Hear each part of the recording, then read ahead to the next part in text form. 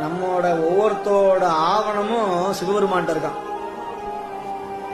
சுந்தரமூர்த்தி சுவாமிகளை மட்டும் சாமி வந்து ஓலை காமிச்சு ஆட்படுத்தினானே, நமக்கெல்லாம் ஓலை இல்லையா?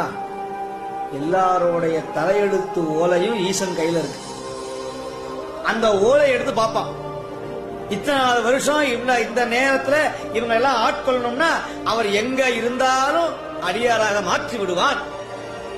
திருநீருக்கும் எங்க குடும்பத்துக்கும் சம்பந்தமே கிடையாதுன்னு சொன்னவங்களும், ருத்ராட்சத்தை எங்க 7 பிறவியில எங்க வம்சமே பார்த்ததில்லைன்னு சொன்னவங்களும், சிவபெருமான் லிங்கத்தை கூட நான் பார்த்தது கிடையாது, திருக்கோயிலுக்கு கூட சென்றதே கிடையாது என்று எண்ணியவர்களும், ஈசனுடைய திருவருள் இருந்தால், முற்பிறவியினுடைய நற்பயன் இருந்தால், சிவபுண்ணியம் இருந்தால், அவர்கள் எந்த நாட்டில் பிறந்தாலும், எந்த மதத்தில் பிறந்தாலும், எந்த குலத்தில் பிறந்தாலும், எவ்வளவு பெரிய ஆளாக இருந்தாலும், எவ்வளவு கீழே இருந்தாலும், அவர் ஆணாக இருந்தாலும் பெண்ணாக இருந்தாலும் யாராக இருந்தாலும் சரி, அப்படி கொக்கி போட்டு பக்கத்துல வான்னு இழுத்து வருவோம்.